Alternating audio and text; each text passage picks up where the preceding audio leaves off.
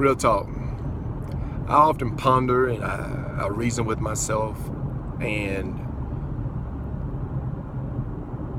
I often just meditate on certain things that is branded in our minds that don't necessarily have to be.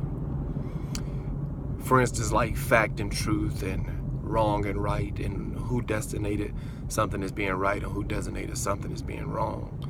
A lot of us would say God and the Bible and so forth, but I ask myself a question: what's the difference between a destination and a journey?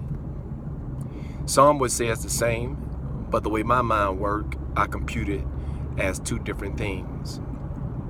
For example, a destination to me is going to a destination,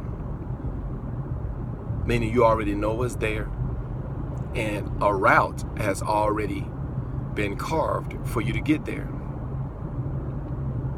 You have some idea where you're going before you get there. Now, a journey is, you're looking for something. You just don't know what it is.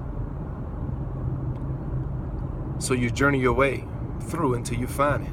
And then after you find it, it becomes a destiny to you. It becomes your destination. You can kind of compare it to the roads. The roads are already prepared to take you to where someone has already journeyed, to take you to a destination. For example, I'm pretty sure the folks of old, I don't want to characterize them as one ethnic group or the other, but folks of old, when they were preparing to get to certain areas, or when they found certain areas, they didn't know what was there. So it was a journey. Then after they went through the woods and crossed rivers and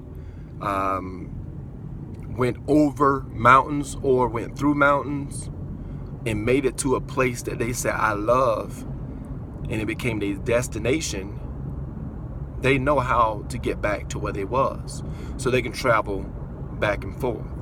Then later they become highways and byways and roads that will take you there. You see signs all the time. Get off on this exit if you're trying to go here. To go here, to go east and go west. But say for instance, someone that first went on that journey, when they got to the mountain, they chose to travel over the mountain to get to the other side, and then they reached a certain destination. And say for instance, the other group chose to go through the woods and the bushes, and they came to this steep hill like a mountain, and they chose to dig their way through the mountain, which is on the other side, and go to the other side, and they reach a destination. What if you get to a river? Some chose to get to the river through the woods. When they get to the river, they decide whether they're going to build a bridge or whether they're going to get a boat and travel to the other side. In modern times, some have built bridges over the river, and some chose to dig turnpikes and go under the river, and some chose to barge their cars from one side of the river to the next on boats. Which way is right? Neither way is right. Each agenda and each journey, a person decided how they was going to get to it.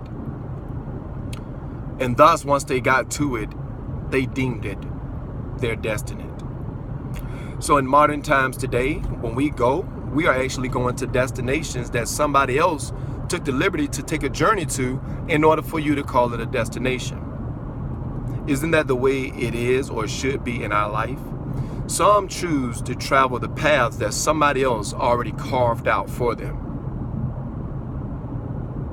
Does that make it right if I choose not to go on that path? And if I choose to go through the woods and say, I'd rather take the journey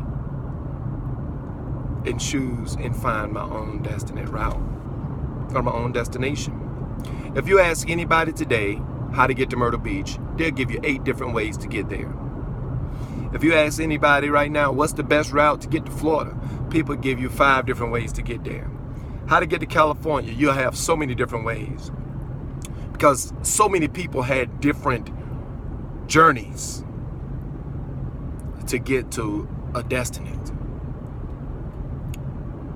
So now that I think about it, when people don't think the way you think, that doesn't necessarily mean they're not going to get somewhere. Maybe they're not going to get to where you are. Maybe it's not meant for them to get to where you are.